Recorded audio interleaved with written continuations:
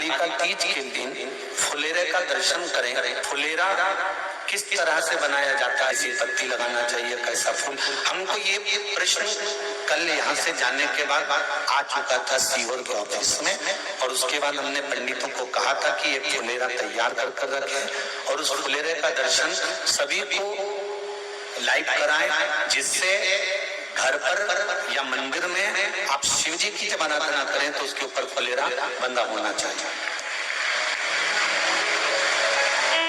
जैसे ये शिवलिंग आपने बनाया बालू रेत का, मिट्टी का, जो शिवलिंग का निर्माण करा है, उस शिवलिंग का निर्माण करने के बाद में आपके मध्य में जब आप शिवलिंग बनाते हो घर के अंदर हॉल में या मंदिर में, तो ऊपर कोई कुंडी वगैरह लगी हो, पंखा लगा हो, उस पे से रस्सी बांध कर लेकर आकर इस फुलेरे को इस तरह से शिव जी के ऊपर लटकाया जाता है। इसको फुलेरा कहते हैं।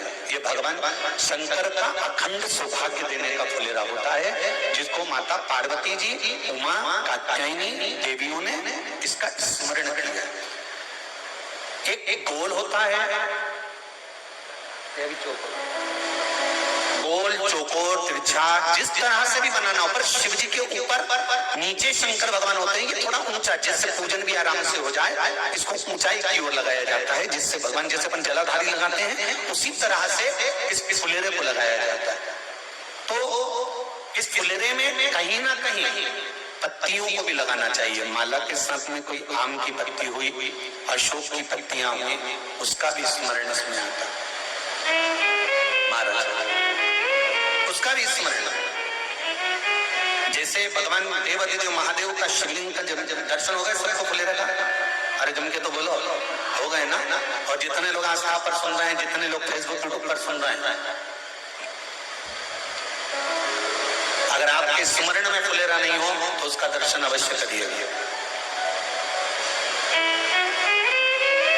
शिव मंदिर में अगर जलाधारी भी लगी हुई है तो जलाधारी से फूल बांधकर नीचे की ओर लटकाना चाहिए, पर लटकाना चाहिए, फुलेरा बनाना चाहिए।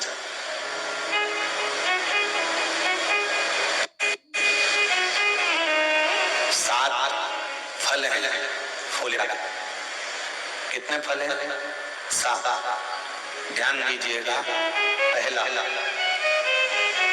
फुलेरा जो नारी व्रत करती आती है और व्रत कर्म उसका चलता रहता है, उस व्रत कर्म के अंतर्गत मान लो किसी कारणवश बीमारी में कोई कमी के अंदर, कोई सूतक सावड़ के अंतर्गत अगर नारी पूजन नहीं कर पाती है, पूजन नहीं कर पाई और उसने केवल फुलेरे का दर्शन ही कर लिया, अपने पलंग पर पड़ी पड़ी हुई फुलेरे का दर्शन कर लिया है, तो नारी को हरतालिका तीज के व्रत का फल प्राप्त हो जाता है।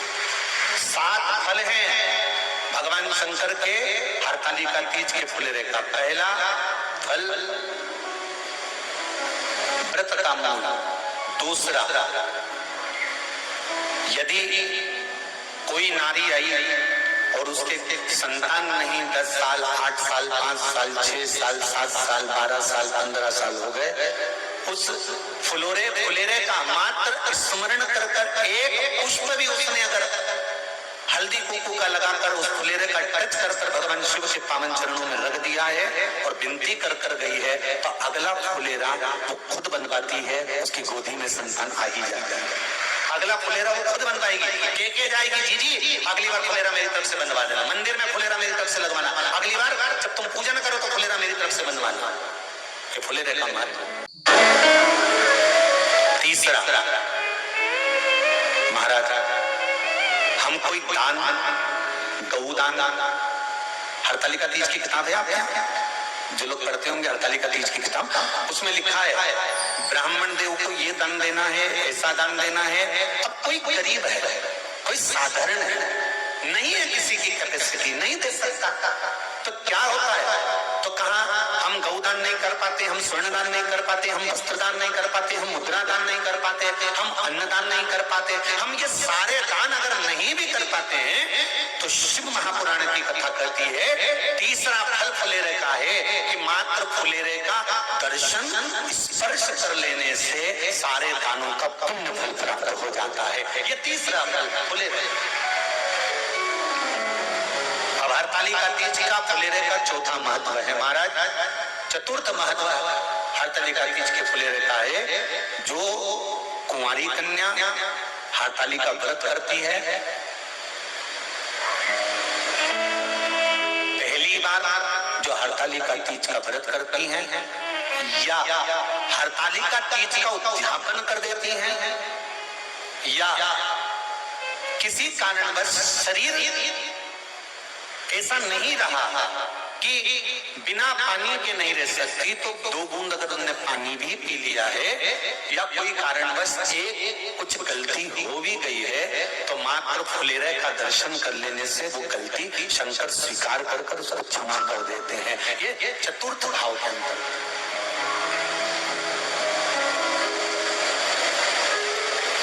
फुलेरे का अगला वर्णन करा गया महाराज।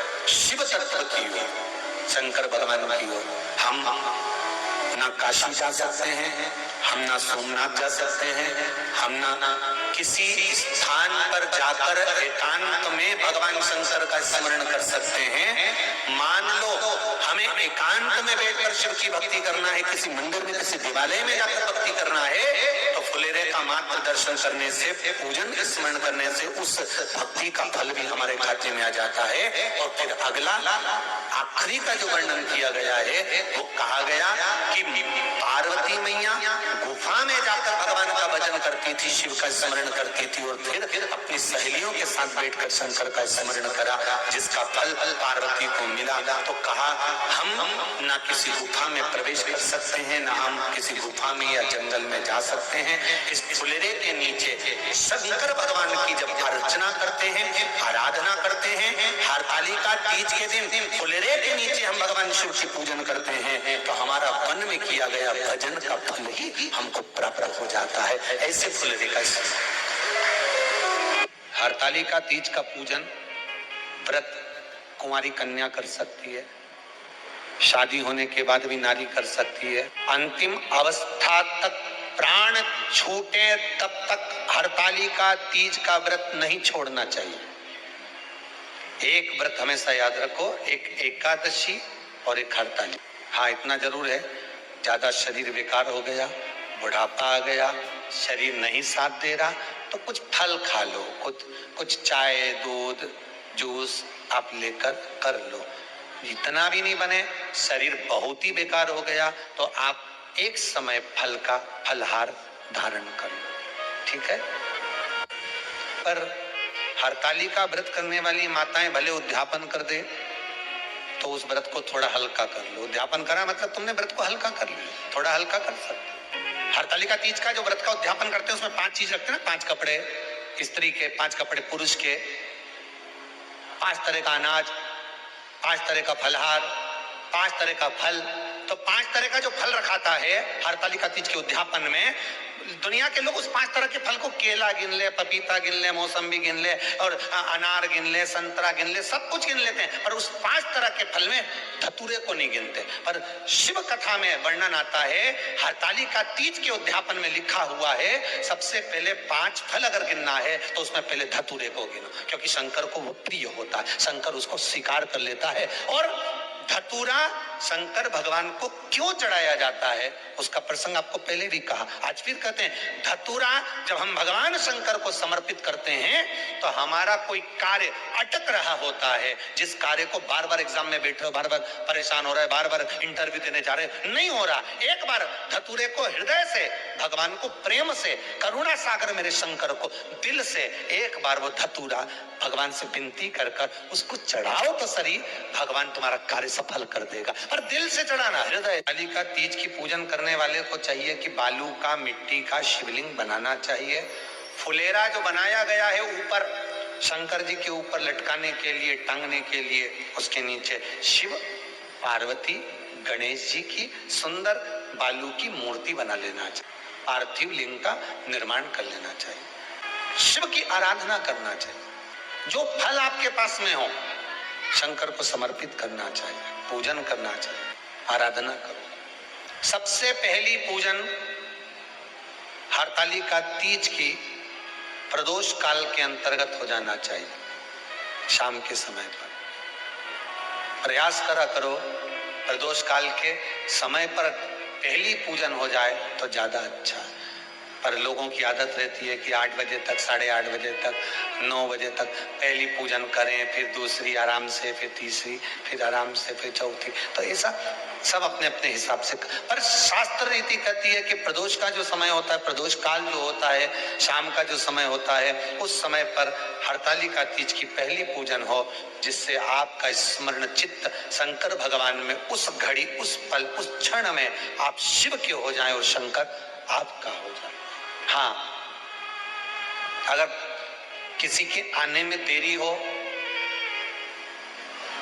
कोई आ नहीं पा रहा है, बहुत देरी हो रही हो, तो हरतालिका पूजन व्रत वर्णन करता है कि शिवलिंग का निर्माण, पार्वती जी की मूर्ति का निर्माण, गणेश जी का निर्माण और फुलेरा जो बनाया हुआ है, ये प्रदोष काल के पहले बनकर तैयार हो जाना चाहिए।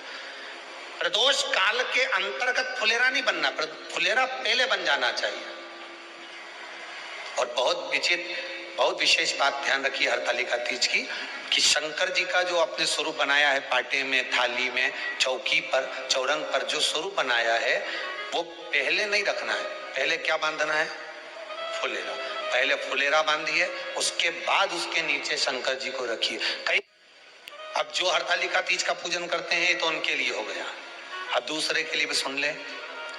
जो नारी हरतालिका तीज का पूजन नहीं करती, व्रत नहीं करती, साधना नहीं करती, उसके लिए भी कहा गया कि आप अगर ये व्रत नहीं करते हो तो एक कार्य जरूर करना, कहीं पर फुलेरा बंधा हो, हरतालिका की पूजन हो रही हो, 5 मिनट 10 मिनट निकालकर अपने आसपास के किसी पौधे में से पत्तियां लेकर या पुष्प लेकर, 5 वृक्ष की पत्ती या 5 वृक्ष के पुष्प लेकर शंकर भगवान को जब पूजन हो रही हो, 5 मिनट माताएं जब पूजन कर रही हो, तब आप भी उस पुष्प को, उस पत्तियों को शंकर को समर्पित कर सकते हो। ये नहीं चढ़ा सकते तो 5 फल नहीं चढ़ा सकते तो 5 कुछ भी पुष्प आदि का आप शिव को समर्पित करो। पर क्यों चढ़ाया जाता है, किस लिए चढ़ाना चाहिए? तो कहा कन्या स्त्री अगर मान लो हरतालिका का व्रत नहीं करती, पूजन नहीं करती, आराधना नहीं करती, तो वो कन्या, वो नारी, वो स्त्री, वो पुरुष कार्य तो बहुत करेगा, दुकान भी 4 चलाएगा, व्यापार भी बढ़ाएगा, पर संपदा को जोड़ नहीं पाएगा। 1 रुपए कमाएगा, 1.25 रुपए खर्च वाला काम चलेगा। हस्त नक्षत्र में जो तृतीया पड़ती है, हस्त नक्षत्र के अंतर्गत जो तृतीया का महत्व कहा गया है, वो संपदा को बढ़ाती है, मनोकामना को पूर्ण करती है। इस नक्षत्र के अंतर्गत जो तृतीया आती है, वो मनोकामना को पूर्ण कर कर चली जाती है। इसलिए शिव की आराधना के लिए प्रथम मान्य। हस्त नक्षत्र में किया गया दान, हस्त नक्षत्र के अंतर्गत तृतीया के दिन किया गया पुण्य, हस्त नक्षत्र में तृतीया के दिन किया गया श्रृंगार, हस्त नक्षत्र में तृतीया के दिन करा गया अपना सुंदर सिंदूरा, भगवान का आनंद, 5 तरह के वस्त्र, 5 तरह के स्त्री के वस्त्र, पुरुष के वस्त्र, 5 तरह का फल, 5 तरह का अनाज, ब्राह्मण को बुलाकर ब्राह्मणी के साथ आप या तो ब्राह्मण से उद्यापन करवाएं या फिर आप स्वयं भी करते हैं तो शिव को समर्पित करके ब्राह्मण और ब्राह्मणी को भोजन कराकर वो भाग प्रदान करें। यही हरतालिका तीज के उद्यापन का वर्णन आता है। सुंदर भाव से हरतालिका माता आप सभी की मनोकामना पूर्ण करे। हर